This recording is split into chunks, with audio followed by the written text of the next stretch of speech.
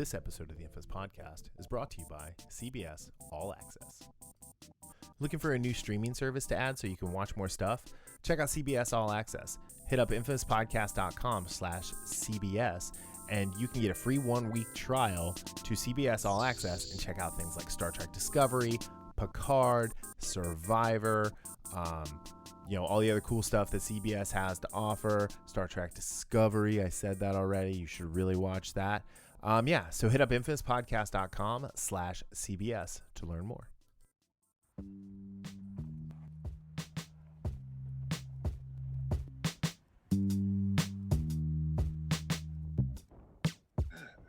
Hey, welcome back to the Infamous Podcast. This is Brian. And this is Darryl. And Darryl, I got the boom arm back out so I could stand because I'm tired of sitting all day. The boomstick? The boomstick, yeah. No, you said you wanted something. I should give you one of the extra ones I have just to set up at your desk at home so you don't have to use the jank tripod I let you borrow. Yeah. I it's funny with this mic. Sometimes I would just want to walk around just carrying it in my hand like I'm on stage or something. But then, you could do that. Like, you just need a long enough cord. Yeah. So, but anyway, hey guys, welcome to episode 252 of the Infamous Podcast. The drive towards 500. I figure, we're two episodes past, like halfway to 500. Now we're at the drive to 500. Let's forget about we're overlooking 300. 400 is already in the rearview mirror. We're looking straight ahead to 500. Okay. Sure. So we're like the Bucks at the Bucks in the Heat right now. The Bucks were looking all the way to the finals and they're down 2-0. Yeah, maybe they should have focused a little bit more. Although I really can't say anything because I haven't watched a second of the NBA except in the highlights. So the game was on. The highlights were on at the gym this morning. So they were like, look at these bogus calls. I'm like, look at this horrible offense they're running. So I don't know. Anyway, so we're talking about New Mutants this week. We both braved going to the theaters to see it, so you don't have to.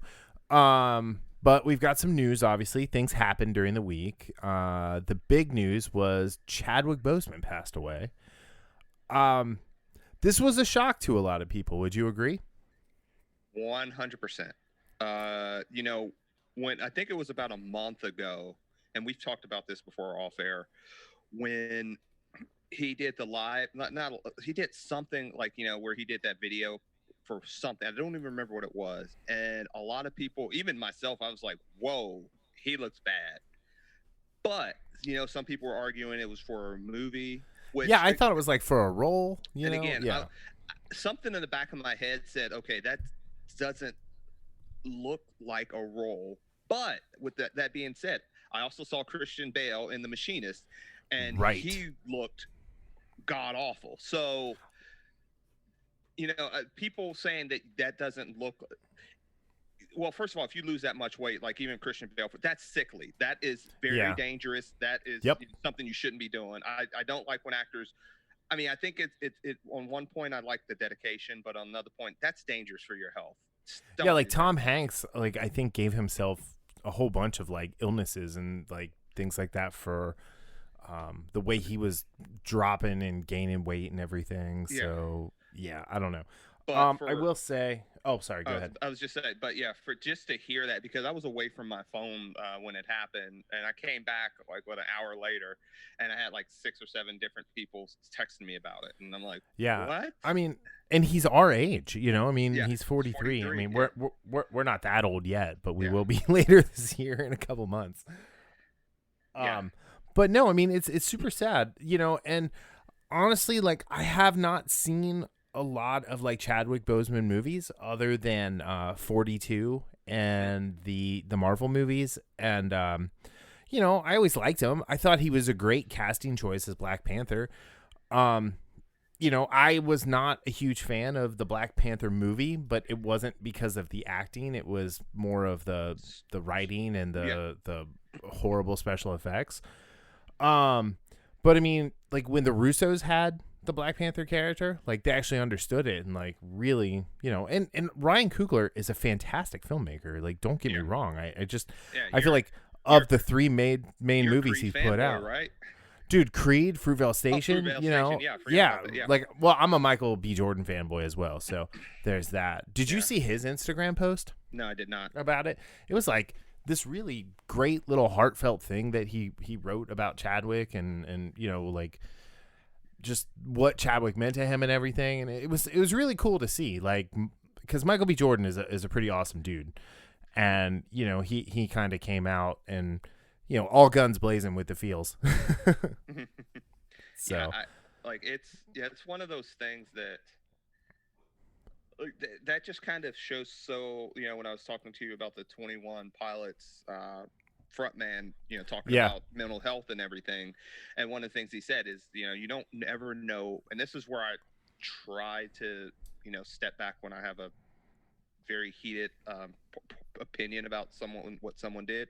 You never know what someone's going through, and in this case, he got diagnosed, I think, in 2016. And I believe I just saw something, and I did not read the article. I wish I could bring it up right now. But like even Marvel, like the MCU bosses didn't know about. Like so they kept it really close to the vest. He was having like surgeries and chemo like in between filming and things like that. So I think something people may not realize is when they're filming these movies, like the principal photography is usually less than 12 weeks. And they're done for a while, and they might have to come back and do like some pickups or reshoots or things like that. So yeah, I mean, I think it would have been rather easy for him to hide it for, you know, that short amount of time with the right medicine and everything. Yeah, it's not like, you know, the whole Lord of the Rings shoot when they were together for pretty much 18 months. Like because they did multiple movies back to back to back. So right.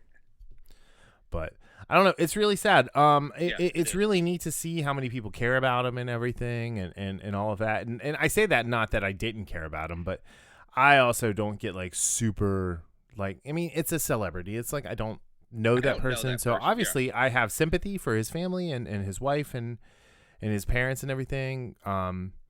And you know, I mean, my mom died of cancer, so you know that it's a horrible thing. Cancer sucks. Yeah. Like Stephen Amell, I think, says it best: "Have cancer," right? Yeah. Which, funny, by the way. A few years ago, I ran into this dude at the theater had that shirt on when I was going. Nice. Yeah, I've seen a couple of people wearing that shirt in the past. But yeah, I mean, he was a really good actor. I'm probably gonna watch Get On Up because I love James Brown, and it's on HBO Max right now. So yeah, exactly.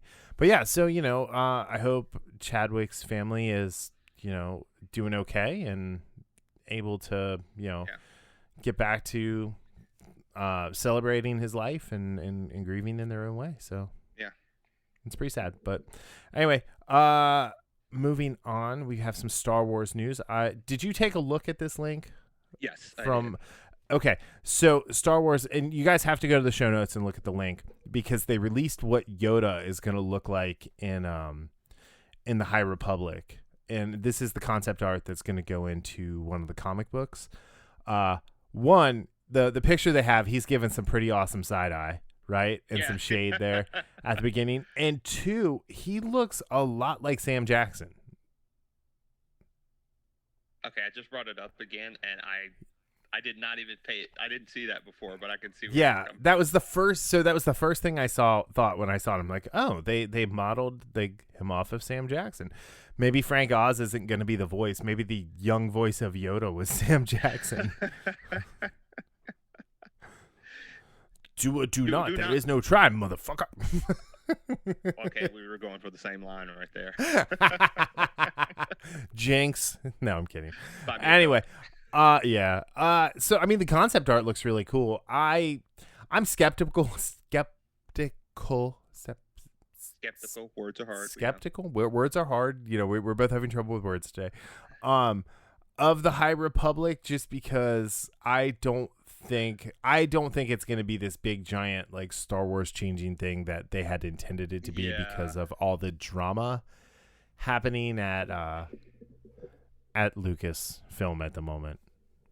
Yeah, because it, you know, they said, you know, it's going to be young adults, you know, regular adults, young adult novels, children books, and comics. I mean, that's a lot, and I'm going to be honest. I'm going to get all the comics. I'm definitely getting the Charles Soule novel, the first one that's coming out in January, to check it out. But I don't think it's going to be like, years and years worth of canon. I think they're gonna. I feel like they're quickly gonna try and just like pull everything back to the Mandalorian era and time frame of the Mandalorian. But yeah, it's as if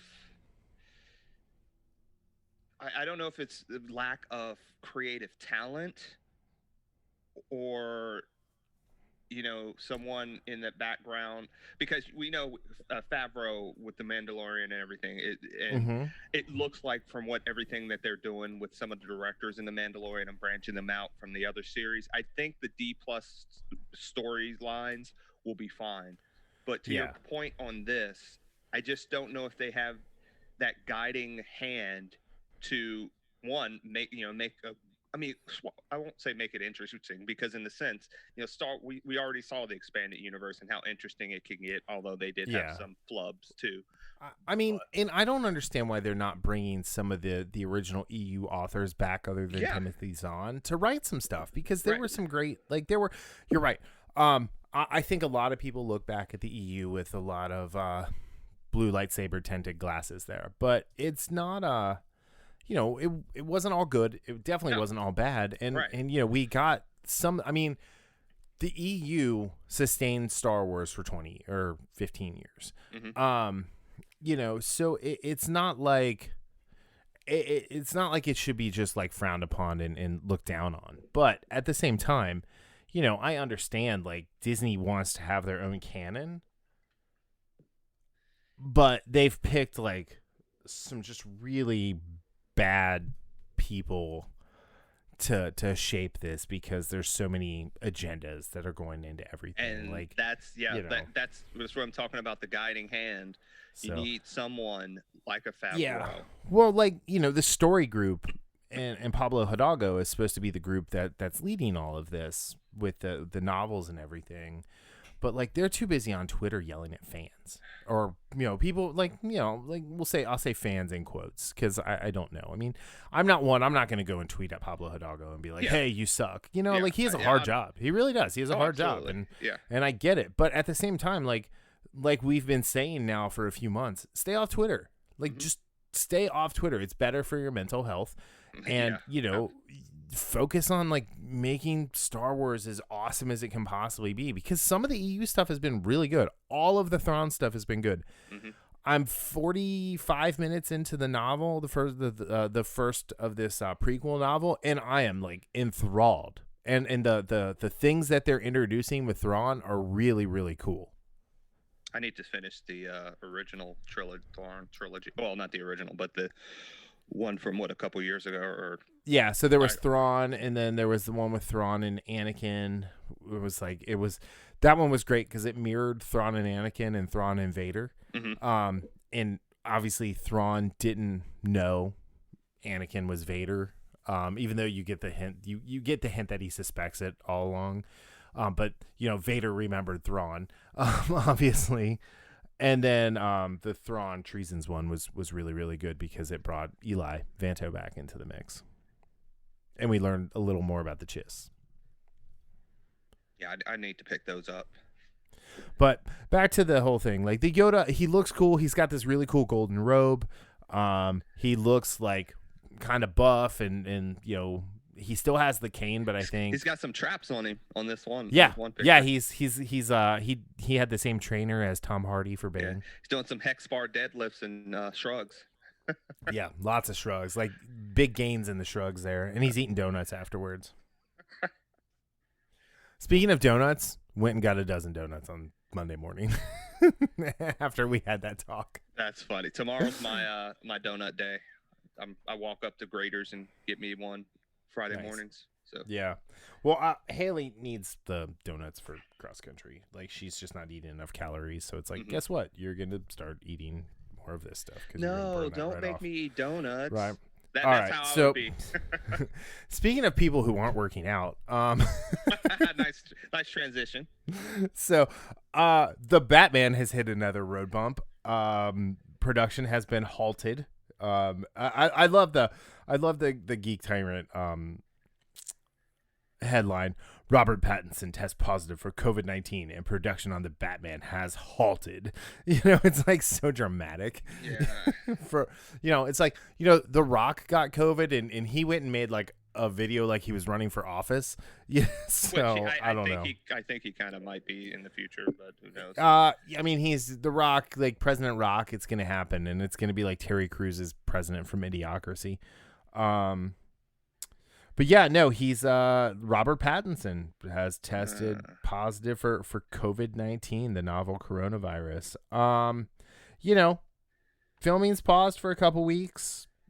It's no big deal. He's a healthy guy. He's gonna be fine. He's not dying from COVID. He's what, 30, maybe 32. So yeah, I mean, the only news here is that they've hit yet another production issue. Yeah, that's the whole COVID. Like, I'm over that. I get the precautions and stuff like that. Now I wonder why. I'm assuming that like because I believe I read that like there's a huge, like every kind of production has these huge COVID notes, for lack of a better term. On so I don't know if one person tests positive like that, then they have to shut everything down for. So I think it's just about like the contact tracing and things like that. And, I imagine on a film set, they're going to just shut it down because it's easy to do for a couple weeks. Like, I know there was I think a Starbucks around here that was like, it had opened back up and then like immediately closed for 2 weeks. And it's like, oh, probably 2 people had COVID and went back to work. So, that's the thing. Yeah, it's funny, but I did read, we were talking about, sports earlier, but, off air. And one of the things I saw is that the Pac-12 is partnering with, I forgot what company that is, for these, quick acting tests. So, like that. Yeah, the 15-minute test. 15-minute test. Yeah. So it sounds like, by the way, they might be coming back. Although the Pac-12 schools, a lot of them would have to get state exemptions or governmental exemptions, unlike the Big 10 schools. So, what I don't understand? It's like while the NBA has done certain things to turn fans off, the idea of the bubble is fantastic and it seems to be working. Like, I don't understand why like some of these places didn't be like, hey, we're going to do our own bubble. We're just going to take this school in California where there's nobody, and the Pac-10 or 12 or whatever it is will play here. The Big 13 will play here. It's that sort of thing. Well, like I'll tell you right away I think why that they could won't work. do that. Is because that would absolutely disabuse you of the notion that these are just amateurs, and because that would separate them from the whole school arm of the whole student athlete. So I'm gonna burst your bubble here. No, really, honestly, pun intended. They're not a part of the actual student body students anyway. But look, you say that, and I get where you're coming from. But, and this is the important thing in this case, the actual administration, quote unquote, still tries to peddle that out. So yeah, I mean, I come at it from both as the student side. I remember when I was in physical therapy for my first knee surgery, and Mike Bath was in there, and it's like, I've never seen you on campus, and we were roughly similar majors, and it's like, I never see you, and he's like, I don't. I sometimes, So, funny like, enough, he was in my. sorry. Yeah, he was in my dorm sophomore year, so I saw him a lot. Yeah, but that's different. He just lived on campus. Yeah, right. Like Roethlisberger, he never went to class. He's dumb as an ox. And then I had some football players when I taught, and honestly, the ones who were the best students were the linemen who were just okay at football because they were all going to do something else. And, because they're linemen, they're actually typically the smarter people on the field because they have to react and make split second decisions, and they're great. And then the defensive backs that I always had were the worst students I ever had. And I don't want to act like there are plenty of guys, and we're just talking football right now. Yeah. So because it's obviously there's a reason why we're just talking football, but overall there are a lot at our students as well. Now, when I say a lot, I'm not going to say most. I'm not going to say many. I just say a lot. But Mm-hmm. to try to say that these people are, I mean, some schools, and that I won't mention, it's the whole student athlete thing is, they probably laugh behind our backs, or when I say our, I mean the public, because again, You're talking about football Ohio State, right? football is a cash cow. I mean, Yeah. look, Well, football. I mean, like you're right. It is. It's a cash cow. And like you look at like basketball, like these guys, Rex Chapman left for Kentucky and made less money his first year as a rookie than he did as a sophomore at Kentucky. It's just the way it is. Like Zion has been, and I know we're not a sports podcast, so I'll wrap this up really quick. But Zion's in the midst of like $100 million like ordeal. Yeah. Because of agents and marketing reps and scouts and things like that. So I don't know. So, but yeah, back to the Pattinson thing and just movies in general. Like I'm assuming that this whole 15-minute testing thing, I wonder if they, if this is something that we'll start seeing more in the entertainment industry as well for issues like, because you were talking about, doing that contact tracing. It would be perfect for something like this, and in the sense of, hey, dude tested positive.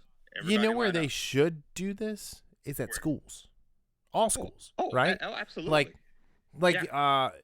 I'm like, my kid walks to school, right? So like, you don't do the buses. You have parents drive the kids to school. You do a test. You wait 15 minutes. You go in. You're great. They test them once a week. I think that way you're gonna limit the exposure to other kids. Again, kids aren't gonna get real sick and die, but they're gonna have to be quarantined and pulled out of school if they're sitting close to someone who gets it. And I'm sure there are litigious parents out there who are gonna start suing these other parents for their kids having to stay home. Mm-hmm. I just imagine that's the next step. But you're right. Like, there, in all of these instances, I think open things back up to fans. Fans, if you want to be there, you have to get there 15 minutes early. Or an hour early, whatever. And we're going to be doing testing from this time to this time. You have to socially distance while you're waiting for the test. Once you take the test, you have to go stand in this area away from people, or, you and your party go. And so, yeah, I think we got to just start letting people get out, and we have to let these movies be made. We have to let sports be played. We have to let restaurants be open. Just people have to be able to start making money and living their lives and getting, out there. And again, this goes back to the whole mental health thing. Because again, before we start, I told you that that's something that we don't talk about a lot in society, where you're always talking about, some of these things, social justice and this, that, and the other. Obviously, we don't bring it up when you're around because we feel bad. Oh, I have to go now. Anyway, but yeah, as I make light of it. But no, you're absolutely right. So, but yeah, it is what it is with the whole Pattinson thing. Again, we talked about The Rock. These people are healthy. So I'll just leave it at that. Yeah. All right. So our last news bite is The Mandalorian released their release date. It's October 30th. I thought we already knew that. Well, we knew. Well, at least I didn't know it was the 30th. I knew it was going to be. I swear I read that like a month ago. Okay, that it was the 30th. But okay, you might have. So I know I read that it was going to be mid to late October. I don't recall if I saw that date or not. I might have and just forgot about it. But yeah, it's October 30th, and so let's see. We have The Boys. It starts tomorrow, or so yeah. It starts on Friday, September 4th. The first 3 episodes. So that leads us into October, because I believe there are 8 episodes. So we'll have 5 weeks of that. Yep, and then we'll get right into. We'll have like a week or two, and then we'll have The Mandalorian starting up. And then, have we heard anything about WandaVision or Winter Soldier? No. I know the Winter Soldier will do. They restart is it Prague? I think in a couple weeks. But I don't know anything else about that. Yeah, I have no idea about. Like, I'm not holding my breath for the other Disney Plus series. I think we'll get what we get. I have a feeling we're going to get a lot of animation out of them that they're going to rush through. But I mean, after Mandalorian, it's what November 4th is Black Widow. Yes, it is. something like that. So, Yeah, it is. Yep. It's that next week. and we're gonna watch her falling constantly from the sky towards the ground. I'm about to chuck this microphone at you. It's a good thing I'm 40 minutes away. Anyway. All right. So I mean, I'm super excited for The Mandalorian. I know there's been a bunch of like rumors about like issues on set or issues with something where they're maybe redoing some of the back half of the season. Yeah. And there was supposed to be a trailer featuring Ahsoka coming out that didn't. And I don't know, like the guys from the Den of Nerds were saying that this is strictly conjecture that it might be something to do with Rosario and the issues like that came with her, that with her and her mom and being sued and stuff like that. So I have no idea. And then they thought maybe it was the whole Gina thing with her Twitter interactions. If that's the case, that is real effing dumb. If that's the case, I might not watch. I would be done. Yeah. Well, one, with the whole Rosario Dawson, they knew that beforehand. So yeah, if that's becoming a problem now, Disney just has to man the F up and just say, you know what, we're doing this because you put your big mouse pants on and get it done. Yeah, put your big boy pants on and say, no, they're big mouse, big mouse pants. Anyway. All right. Oh, okay. Yeah, okay, Rosario, it's fine now. But again, like a lot of that, that's conjecture. We don't know. I am looking. We don't. So honestly, I don't care. I just want it to be a good season.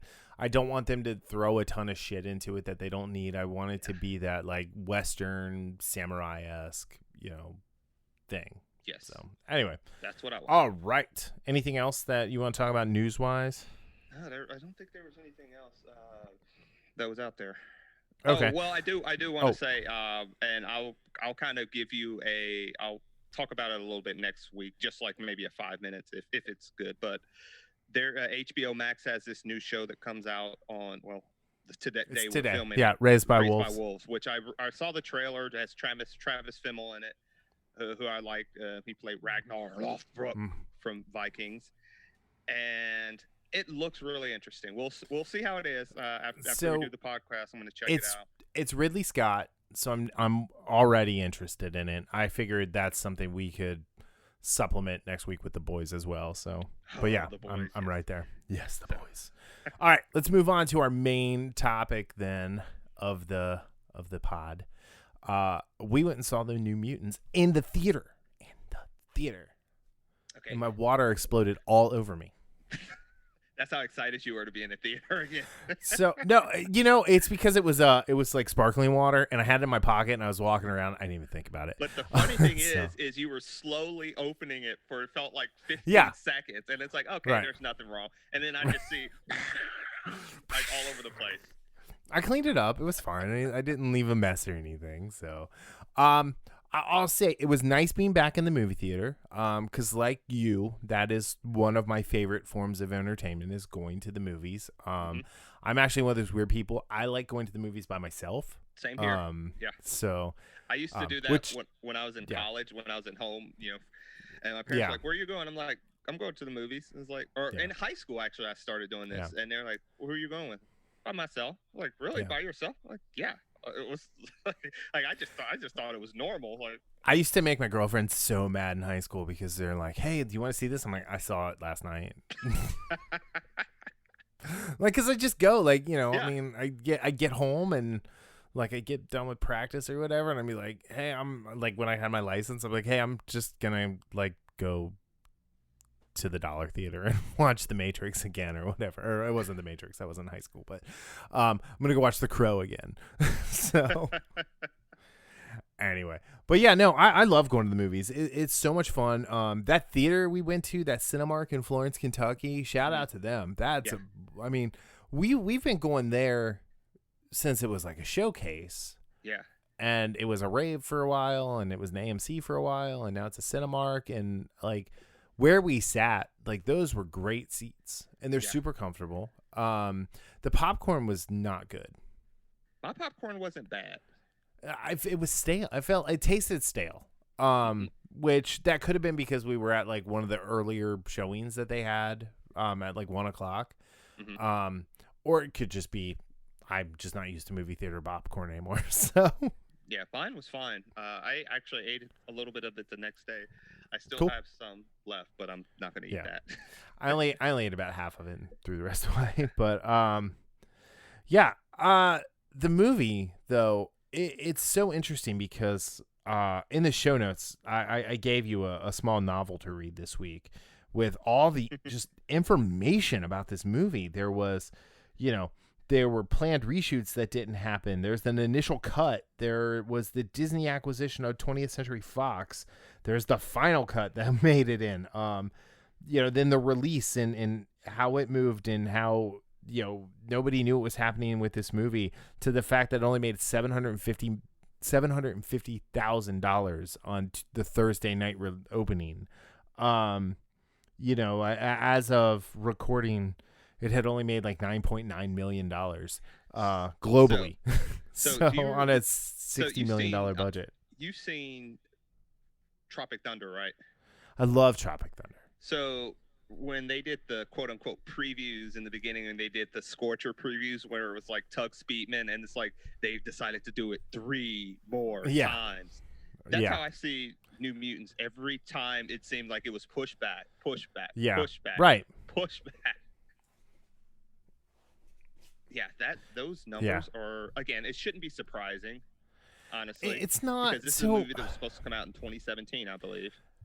And it was really hard, like, to suspend my disbelief seeing Maisie Williams be 4 years younger than she is now when she filmed it, and she's a kid. I will say though, the casting was great. Yeah. Like, let's talk about the positives of the movie first, and then we'll get into the things we didn't like. Right. I thought the casting was great. Anna Taylor-Joy from the Split and Glass movies, and The Witch. And The Witch, which I did not see. Is that the one with the VV? Yes. ITCH or whatever. Okay. Black Phillip. Those who've seen it know what I'm talking about. I did not see that one. So, she was perfect as Ileana Rasputin. Yeah. And I hate that they wasted her on the last Fox X-Men movie.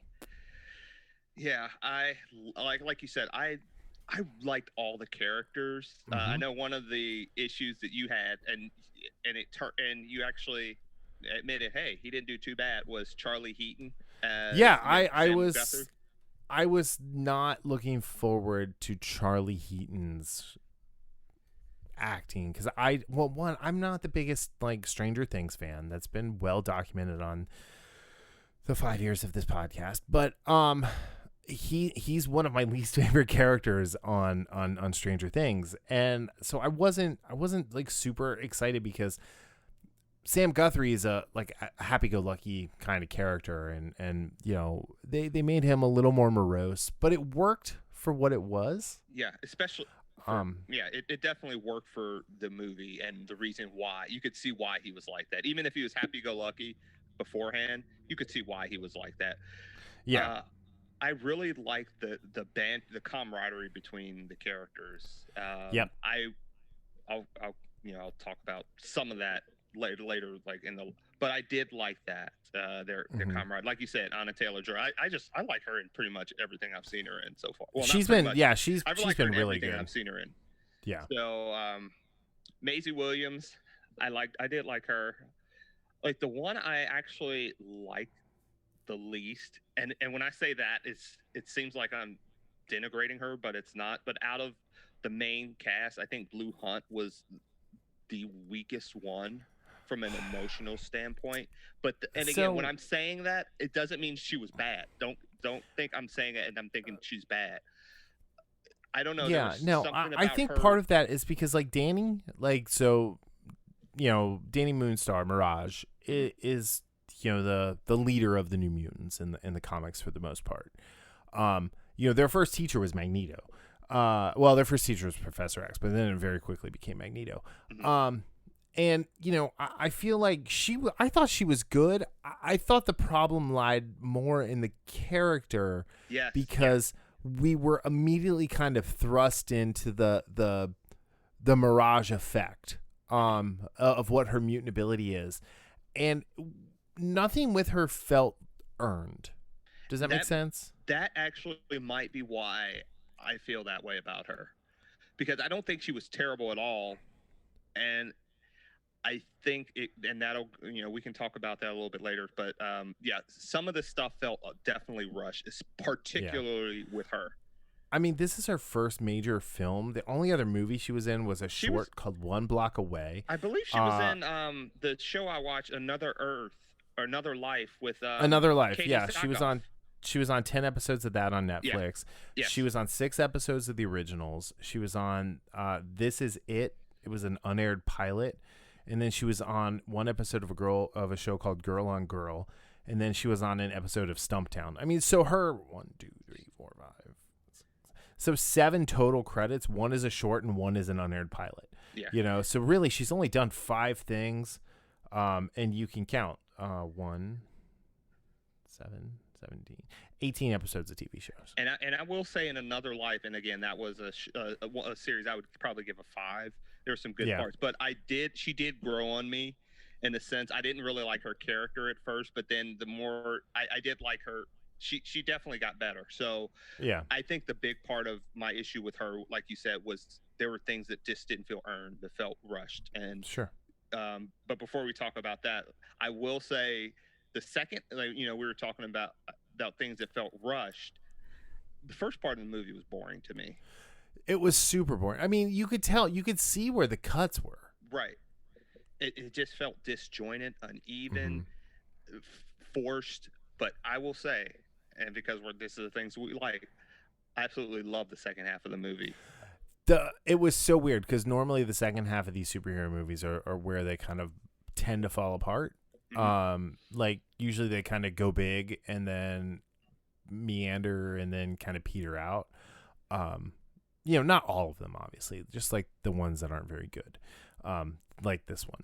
But no, the end was great. My big problem with the end was the demon bear. Yeah. He was adorable. I just wanted to pet him and hug him, you know, and like give him some like Thunder Buddies for life, you know? And it was just one of those things where it's like, of any time they were going to make the villainous creature thing a cloud of some sort, this is the fucking time. Yeah. I did say when we were coming back from the movies, I did say that they should have cut out at least 3/4 of what we saw of it. You can show some of the claws or something like that. Show the jaws aspect of it. Yeah. Yeah. But not the whole head. Even he if was it adorable. Yeah, I like how you said adorable. But even if it wasn't adorable, like that takes a little bit of the mystery out of it for me. Yeah, he reminded me of Toph, so I just wanted to scratch behind his ears.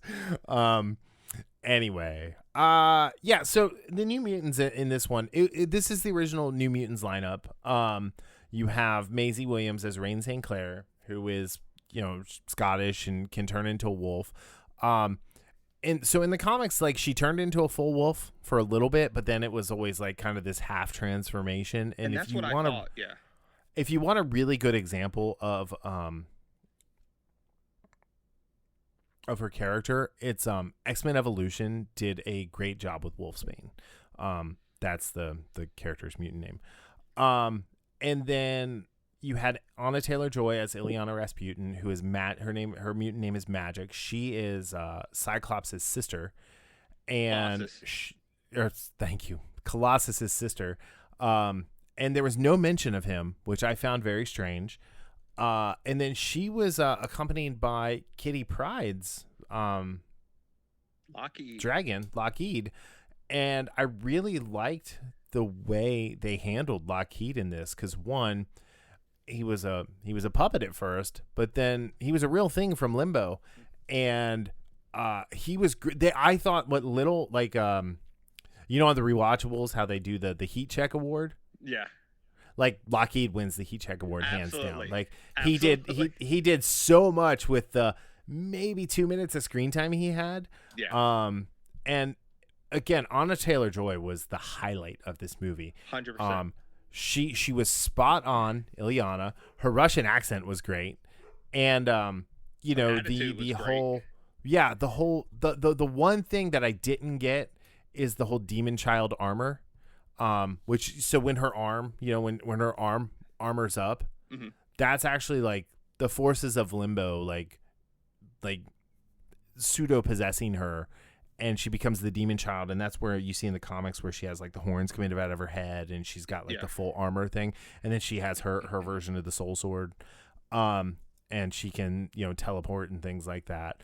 One cool thing about magic is there's a point in the comics where she starts training with Doctor Strange, and there's a point in the future where she's actually the Sorcerer Supreme.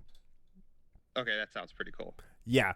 So I you know, I have the magic action figure. I love magic. I've always, you know, Yeah, she's always been probably my favorite New Mutant. And I really liked how, you know, it's one of those things that, you know, this movie is about basically your fears, facing your fears in a way, and, you know, and not just fears, but, you know, the tragedies of your life. Mhm. And I like how you could see what happened to her. That, you know, Yeah. it's very terrible. Let's just put Yeah. it that way. Awful. And the quote unquote, I'm going to call them the gentlemen, because, you know, Yeah. again, for Buffy fans, you know, there are a couple shots of them watching Buffy on the TV. So speaking of Buffy spoils the movie as you're watching it. It kind of does, actually. It really did. They called Yeah. all of the shots with Yeah. Buffy, and that really pissed me off. That was too on the nose. A couple of those things, yep. they were too on the nose. So Josh Boone, like, do better. So Especially how they were watching the episodes. And anyway, so, but like, I did like how, you know, she has this attitude, but then when she sees her, you know, the trauma from her life face to face, she becomes a little kid, and it takes her a minute before she, you know, says, you know what, I'm not letting this run me off. So I love that, like, her, you know, and how I think it was Sam that was, you know, telling her to come on. Yeah. And she was just like a little kid, and that's, you know, how sometimes, you know, when you have a bad trauma like that, and you have to, and it faces you, that's what you do. You turn into that. And she ran. Yeah. But then when she came back, she was badass. So would you say they had to face their fears and let them pass through and around them? Their fears, and that they would, you know, there would be nothing left, only they would remain? Yeah, I guess. Dude, you got to get the Dune joke. You got to get the Dune joke. Read a book. Crack a book. Dude, I am, like, I'm kidding. I know, it's funny because Paul and Jessica are with the Freeman now, and they just escaped from the coup attempt. That's where. Are you really reading Dune right now? Yeah. Oh, dude. What was that? Fear is the mind killer. Mind killer. I love that. Yeah. Well, Fear is, well, the show, the movies, like, really reduced it, but it was what is it? Fear is the mind killer and the little deaths that something. I will face my fears. You know, whatever. But yeah. So I don't know. I read Dune like once a year. It's my favorite book. Anyway, yeah, but no, she was great. She was the best part of the movie. And then we talked about Charlie Heaton as Sam Guthrie. I did like when he went out to train in the yard and he put the little bungee thing on and he was like a whirling dervish. That was cool. I thought it was weird that he had a broken arm the whole time. Yeah. That didn't, like, you know, it's like he has these powers. He's got to have a pretty high level of invulnerability, or else he's going to kill himself. When he's in that cannonball state. Exactly. Nigh invulnerable. Thank you. Then we had Alice Braga as Dr. Cecilia Reyes, who is a character who is from the X-Men books. Her power is to make force fields.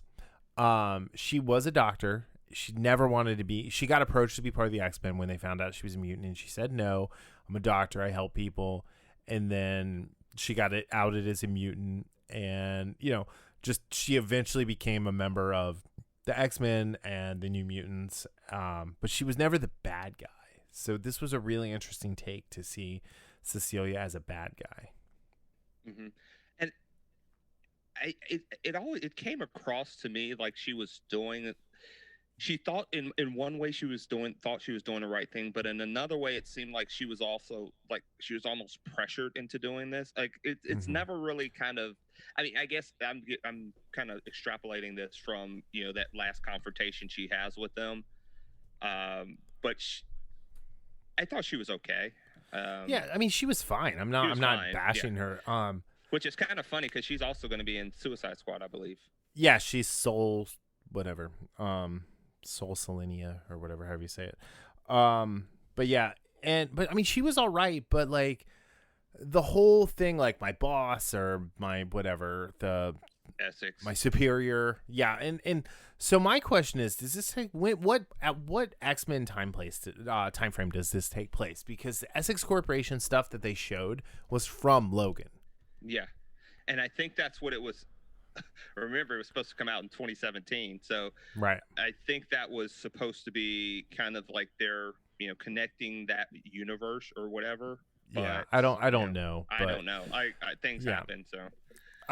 I will say, like, please let this be the last of the Simon Kinberg X-Men journey that we've been on for the past 20 years. All right, so moving on, we had Henry Zaga as Roberto da Costa, otherwise known as Sunspot.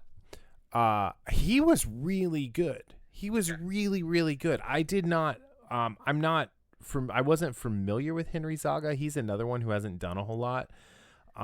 He's on The Stand right now that just launched on CBS All Access. Hold on, time. Back up. Is that on now? Did that start already? Yeah, it started today. Oh, shit. Well. Or maybe it started the other day. But he was on 13 Reasons Why for a few episodes.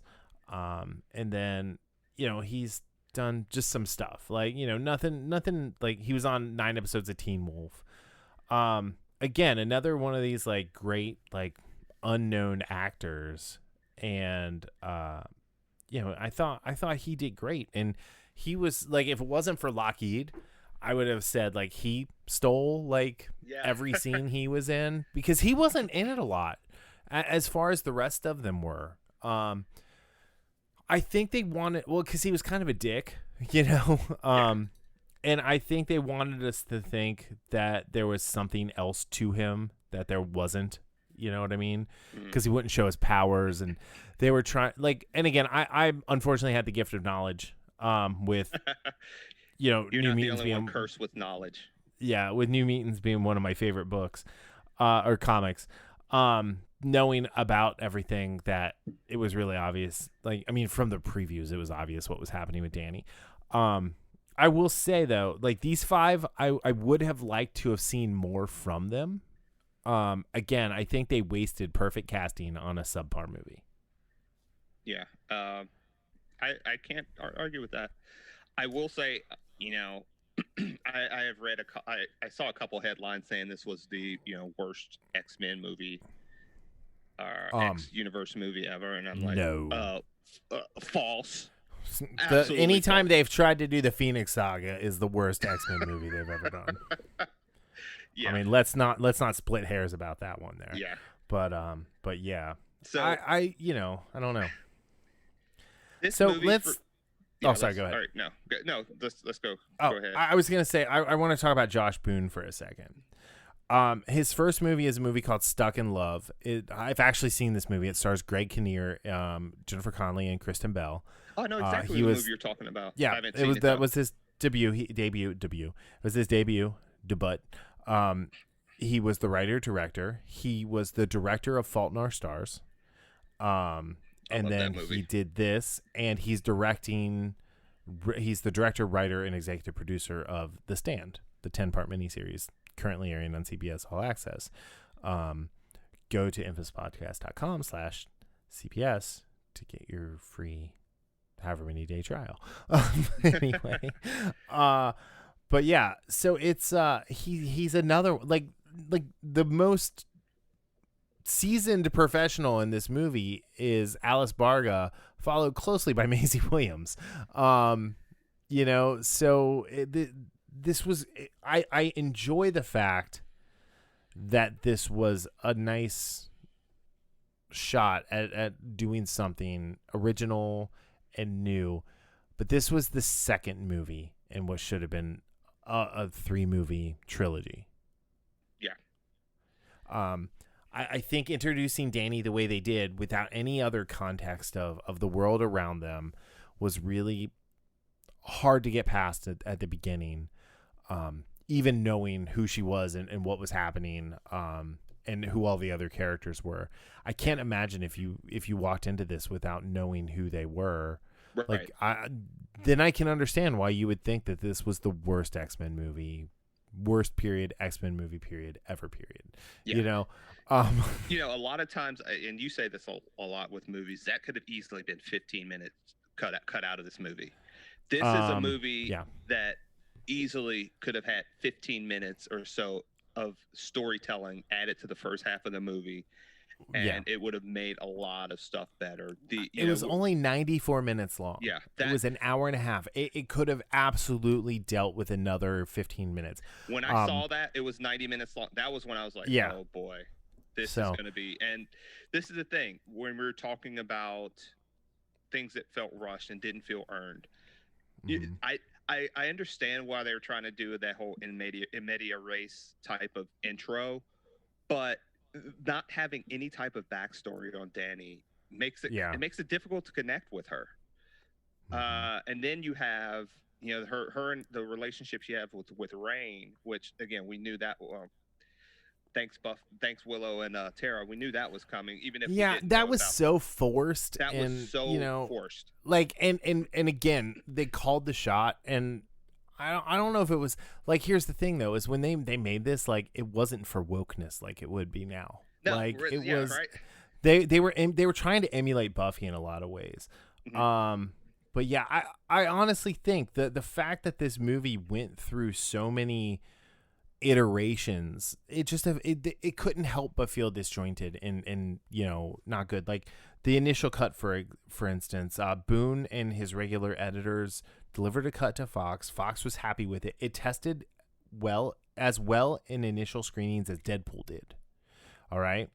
So then they did 3 days of additional photography that they had planned to complete the movie, that Fox agreed to make. And then when it came out, the studio cut the first trailer of New Mutants and only focused on the scary elements, essentially selling it as a straight-up horror movie.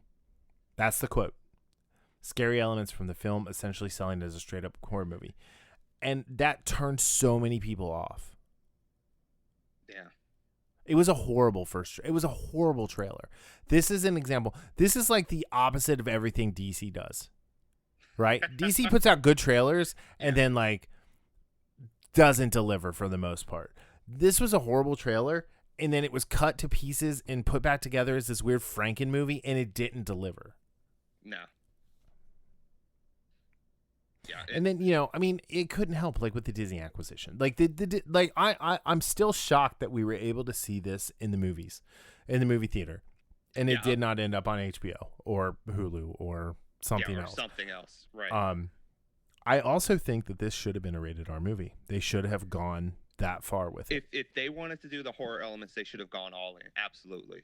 And there are moments where it looks like that. And again, when you're talking about, the hinting at, the trauma that Ilyana went through.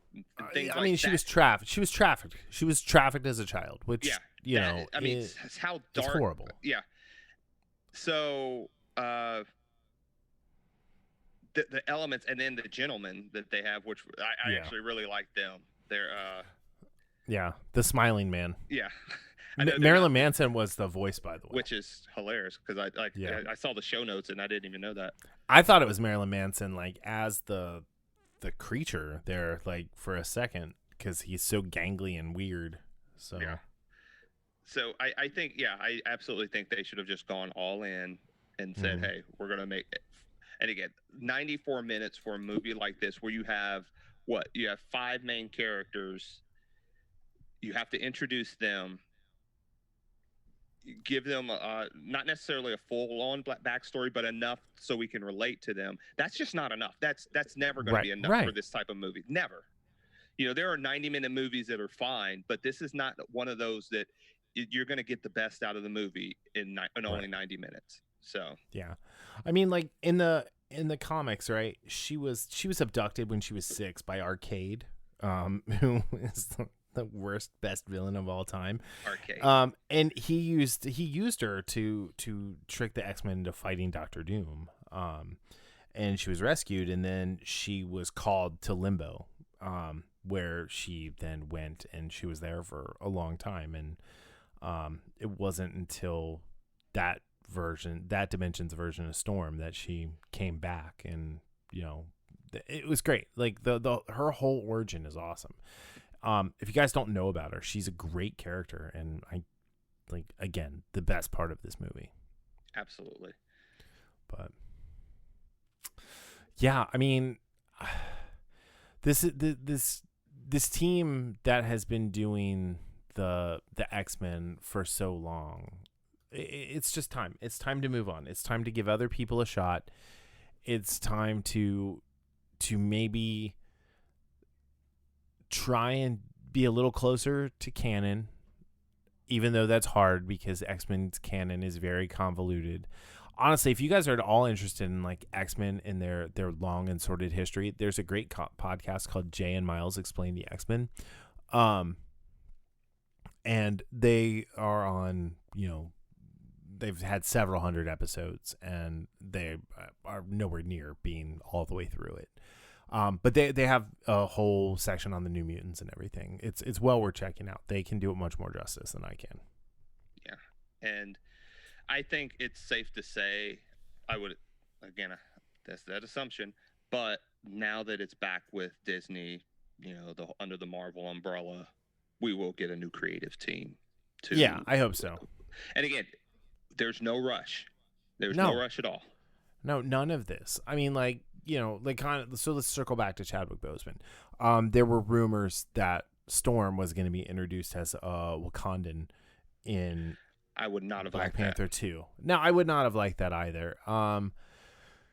But, again, I feel like they kind of like, in these last few movies, they kind of nailed some of the casting. Like, Alexandra Shipp, I think, could have been a really fantastic Storm in the right creative hands.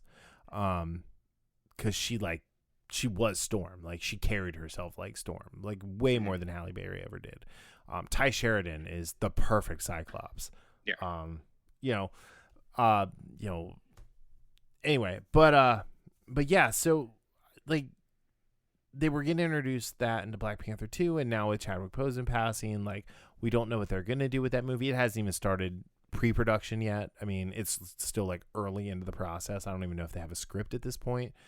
I know people are like campaigning to have Shuri take over as Black Panther, which happens in the comics, but again, like, that's fine, but no, it's too much, like too fast. Like, Shuri, it would feel unearned, right? Right. And and she's a great character on her own. Like, let's explore that for a little while, because I'm really interested to see what happens, because like they've presented her as the smartest person in the MCU, right? But what happens when they introduce the actual smartest person in the MCU with the Fantastic Four, with Reed Richards?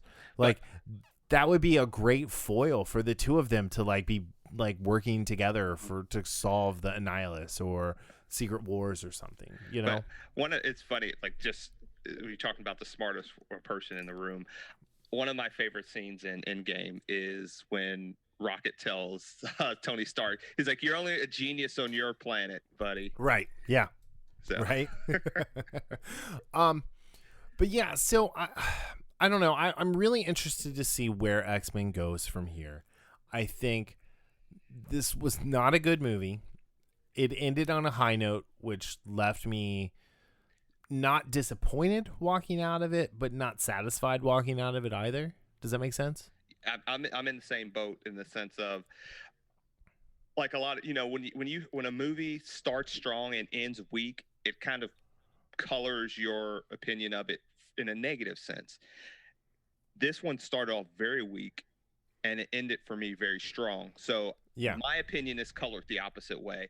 Like, to your point, I think it's, at best, it's an average movie. but the last 30 minutes, 25 to 30 minutes is so good, and I love that so much Yeah. that I actually do want to see it again. Maybe kind of fast forward through some of the parts, but Yeah, I think it took so long to get where it needed to get. right. And that was the nature of, again, doing it in a literal bubble in a hospital that, there was no other interaction other than, Wolfsbane, Magic, Cannonball, Dr. Reyes, Mirage, and Sunspot. That was it. There were no orderlies. There were, nothing. Breakfast Club. That's pretty much. It was kind of the breakfast. It was the psychotic version of the Breakfast Club, and I mean, it said that it was someone. I saw someone saying they felt like this was someone trying to mix Stephen King with John Hughes, and those are two things that you can't mix together because John Hughes is awesome and Stephen King is average at best. So.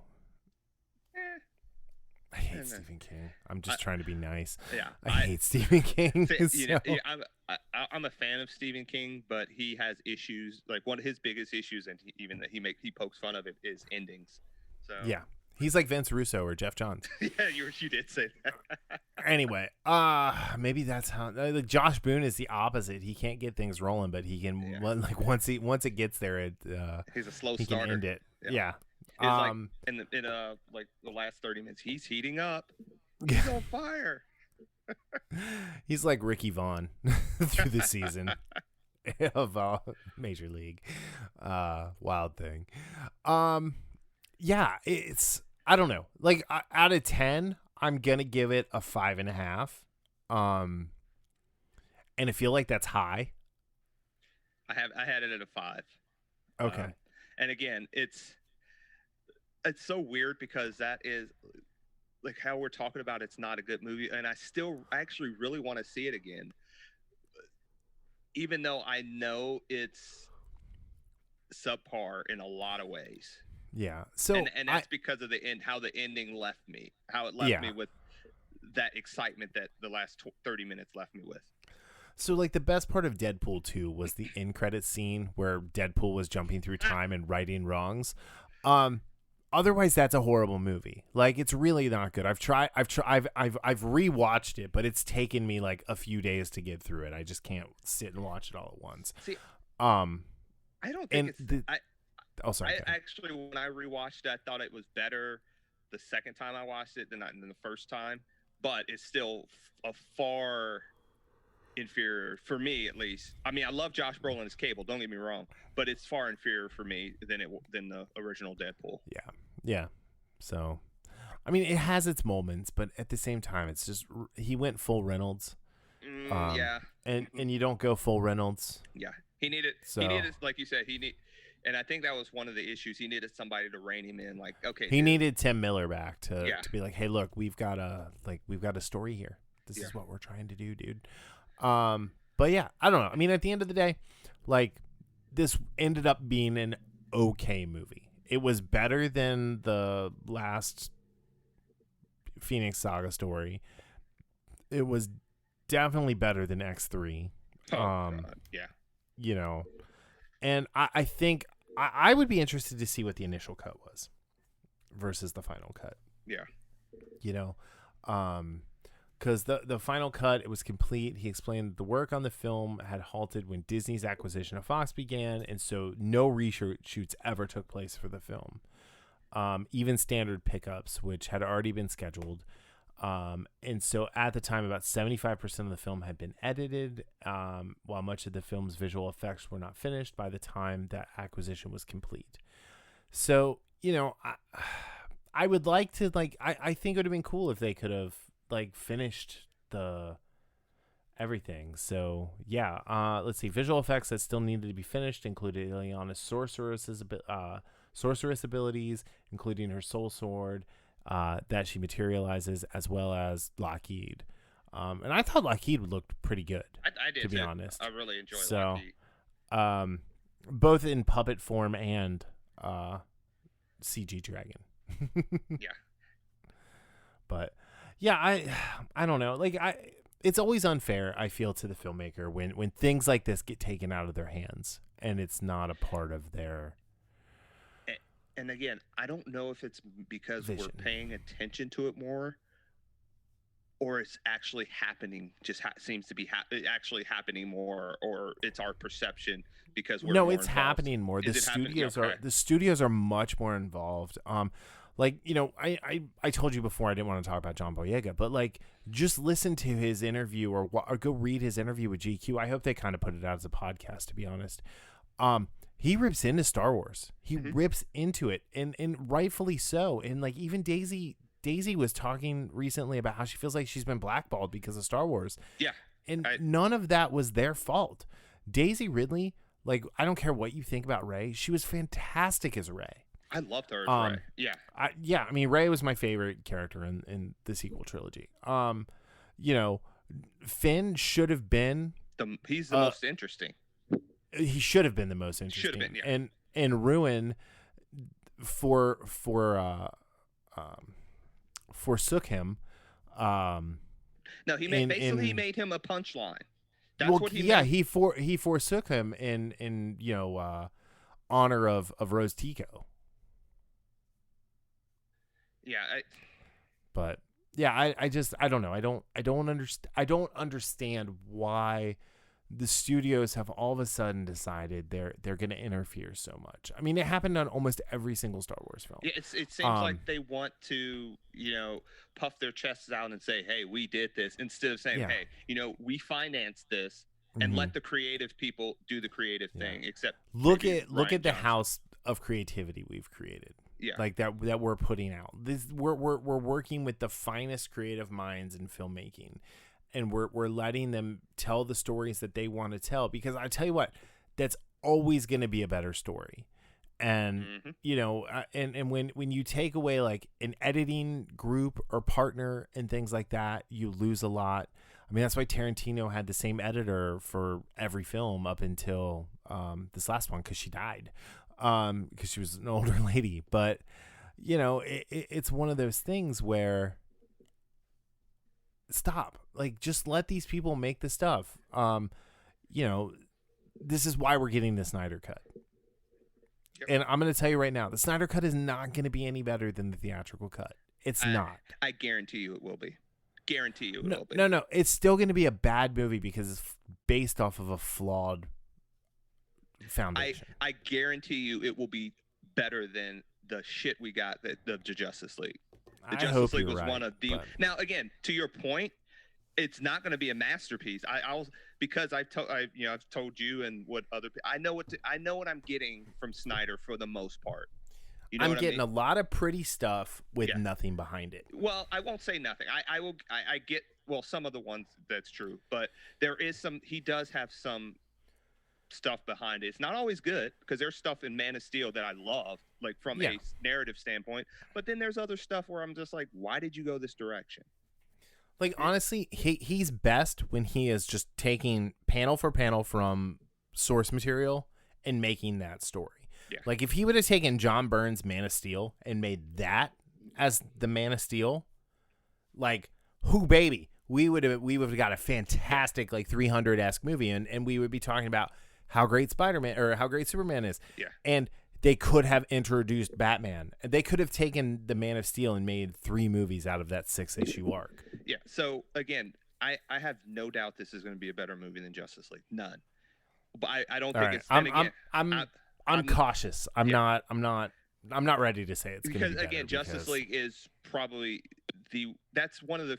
I'm trying to think of any other comic book movie that I've seen that I have not watched a single second watched it more than once. Like Thor: The Dark World, I've watched parts of it several times, but I've never watched the movie more than once, start to finish. See, that was another one where like Marvel couldn't get out of their way, and like Patty Jenkins left, and Patty Jenkins did not make another movie between getting fired or leaving, whatever. I don't know, like. But between leaving Thor: The Dark World and Wonder Woman, that was crazy. Like almost 10 years. It was or whatever it was. It was crazy. That's insane for someone. And then she turns out Wonder Woman, and we know how that was. Yeah. I mean, and Wonder Woman again. The studio came in and messed with the ending. Yep. So what was on pace to be one of the best comic book movies turned out again. It was one of those that it was great. It turned out to just be a really good one for most of it. Because the first 2/3 of it was great, and then again it kind of fell on its face in that last act. So but and like like we said, New Mutants seem to be the opposite of that. It like I wonder if this was as close to the original ending as he had, and it just didn't have all the cool shots that he wanted to do, the pickups with Magic and Lockheed. Mm-hmm. I mean, could you imagine if there was more of what we got? Because I felt like what we got was pretty spectacular. Oh, absolutely. And to the point, if it was reversed and we got that exciting first half and then that terribly boring second half, I would not be as high on this movie. And again, I say I'm not as high as on the movie. I gave it a 5, so I'm not like giving it a 7. So I mean, I gave the first half. I give the first half of the movie like a 2, and I give the last 30 minutes of the movie a 7. So that's how I ended up at 5.5. So math is fun. Common Core. If 2 puppet dragons go to limbo for a half hour and suck up a bunch of dark magic, how long can they be a real dragon in reality? 4. Thank you, holy moly. So yeah, all right. Again, it's one of those I'll check out again when it comes out. Again, I mean, I'll definitely just watch the last 30 minutes. Who knows? So, like, I've started doing that. Is just going and watching the ends of movies I like. It's so weird. Like the other day, I just wanted to watch the end of Endgame. Actually, I really just wanted to watch the fight. Okay, I was about to say you of better Endgame? not say I wanted to watch her fall. We wouldn't be friends. No, I skipped past that. Although I did stop because Haley was in the room. I was like, "Hey, look," and then quickly went by it. You're a sick man. Anyway, but no, I just wanted to watch him like say Avengers Assemble. That's really all I wanted. I just needed the goosebumps, right? I was about to say, like, I almost got goosebumps just thinking about that. Yeah, and it's just because that's the only time they say it in the whole thing. Yeah, remember in Age of Ultron, he started to say it. Yep. Yeah. But this is an example of why I love theaters. My experience for Avengers Infinity War, the first time I went to see it, the best theater experience I've had, like with the crowd and everything. Yeah. I was so disappointed with my first viewing of Endgame because the people, like, I think half the people in my audience were dead because they didn't react at all to anything. So and then I saw it again the next night, and then I had a very good crowd the next night. But, yeah, so same thing. Like a lot of the Marvel movies, like I go on like Friday morning, and it's me and like 80-year-old people. So there's not a lot of energy there. But then I always take Angel and Haley. Yeah, well, I hate the Thursday night showing. I just hate it. I try to avoid it. I always have, but I always take Angel and Haley then on Saturday morning. And that's a great crowd because it's families, it's dads and their sons and daughters and wives and or moms with their kids, whatever. But yeah, and so plus I just like going and watching. I like going to watch it, one, to make sure, like it used to be, to make sure it was okay for the kid. I told you a story about Winter Soldier, and she's like, "Are you sure this is okay for him?" I'm like, "It's fine." And like halfway through the movie, she's like, "This is not okay for her," because she was like 5. So, good times. Anyway, but yeah, I mean, like the Russos get to make movies without any interruption. They're like Ron Howard got to make Solo without any interruption. I mean, not even JJ. JJ wasn't free of distraction from the Star Wars people. Mm-hmm.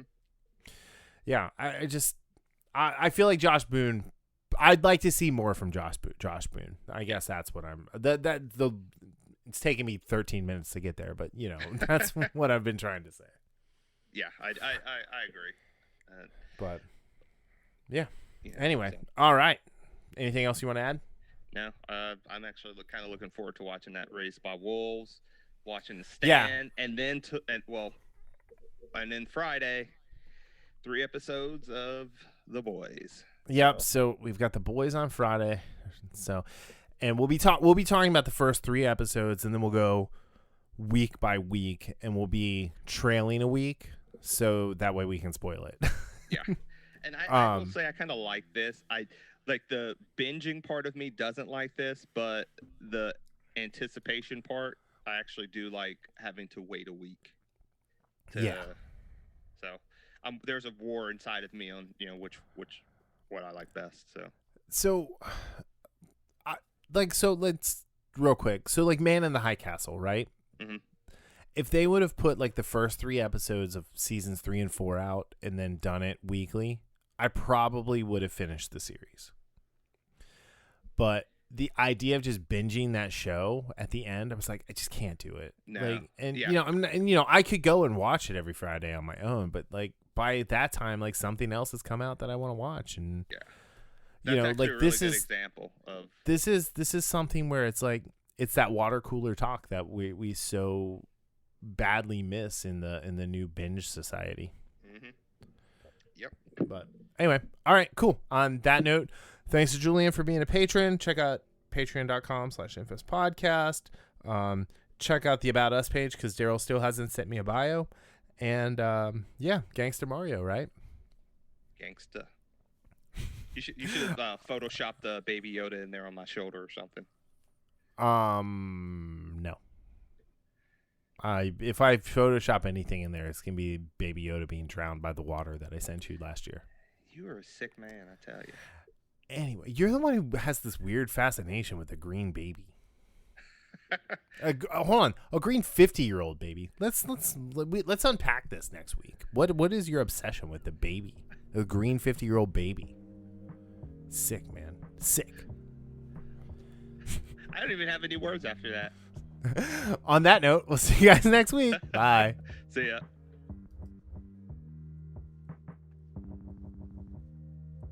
The Infamous Podcast is recorded in Kings Mills, Ohio, just north of Cincinnati, with new episodes out every Sunday. You can find more information about the show online at infamouspodcast.com or on Facebook, Twitter, and Instagram as at Infamous Podcast. You can subscribe to the show on Apple Podcasts, Spotify, Google Play, iHeartRadio, or your favorite podcatching app. If you're enjoying the show, consider giving us a 5-star review on Apple Podcast or check out our Patreon at patreon.com/infamouspodcast for our new tiers and rewards.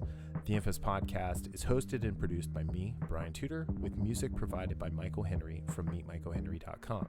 You can find me on social media on Facebook, Twitter, and Instagram as @BrianTudor.